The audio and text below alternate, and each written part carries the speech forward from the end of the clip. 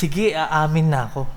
Ako ay kuripot. Natuwa ako bumalik na yung braised beef sa Chowking kaso namahalan ako kaya nagluto na lang ako sa bahay at siguradong kayang-kaya mo rin tong gawin. Madali pa to sa easy, tuturuan ka ni Tipsy. Let's go! Yo, welcome to Pimp Your Food at ito nga napakasarap ng lulutuin natin ngayon. Ito ay braised beef na Chinese-Filipino style. Yun nga, kung kasi ala Chowking.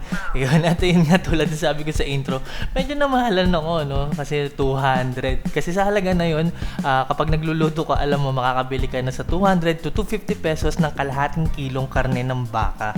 Pero hindi naman ito layon na huwag kayong pabilihin sa Chowking, no? Para lang tong video na to sa mga katulad kong kuripot din. Ayan, so ayan, nagisa lang ako ng kalahating kilo ng karne ng baka. Pwedeng purong laman o pwede rin katulad nito may kasamang taba. Ayan, nagisa ako ng bawang, sibuyas, star anise at laurel. Tapos ito nga, sinunod ko yung baka, season natin yan ng asin at paminta. Tapos gisa lang natin hanggang sa mag-iba yung kulay ng baka, hindi na kulay pink. Tapos takpan natin para masangkot siya ng mga 8 hanggang 10 minuto, no?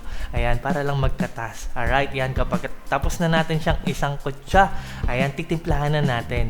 Napakasimple lang ng mga sangkap nito. 2 kutsara ng brown sugar, 3 kutsara ng toyo. Kung meron kayong premium na toyo, no, mas masarap yun, yun ang gamitin nyo. Pero pwede rin naman regular. Tapos ayan, 2 kutsara ng oyster sauce. Ayan. Tapos haluin lang natin, no.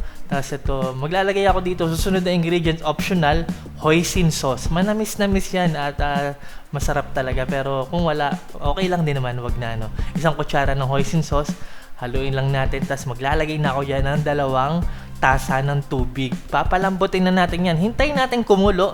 Pagkulo ng ating baka, ng ating niluluto, takpan natin, tapos lagay na natin sa low heat para lang manatili yung kulo na may takip. Huwag niyong bubuksan, no, ng tansyahin nyo na kung gaano katagal hanggang sa lumambot ang ating baka. Hiniwa ko lang naman ng maliliit yan, no. Kaya mga 1 oras pwede na yon. Ayan, pag malambot na yung baka, lagay na natin ang ating carrots. Ayan, tapos tatakpan hanggang sa maluto yung carrots, hanggang sa lumambot. Napakadali lang nito, patapos na tayo. Ayan, pag luto na yung carrots, papalaputin natin yung ating sauce gamit ang cornstarch slurry o tinunaw na cornstarch sa tubig. Ayan, tapos lutuin lang natin ng walang takip hanggang sa lumapot ang ating sauce. Ayan, tapos pwede na yung i-serve. And now, look at that. O, di ba? Napakadali lang, no? Napaka-easy. Pag natikman nyo ito, sasabihin nyo na parang di kayo maniniwala na ganun lang kadali.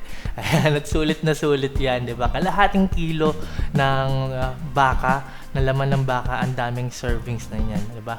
Mga hanggang 5 to 6 siguro. Kasi nga, sarsa pa lang yan, ulam na. Parang pares, no? Kasi manamis-namis din to at savory. Pero ang kaibahan lang, wala tong luya, wala tong sibot, saka hindi to, mas light ito, mas light. Ito yan. Braised beef, napakasarap, napakadali. Ayan, wag nyo kalimutan, i-like tong video kung nagustuhan nyo. Follow nyo ako, mag-subscribe kayo. Ayan, para sa marami pang recipes. Maraming salamat sa palagi nyong panonood, pagtangkilik, pagsuporta, pagsubaybay. Ako po si Tipsy D. God bless sa inyo lahat. Peace!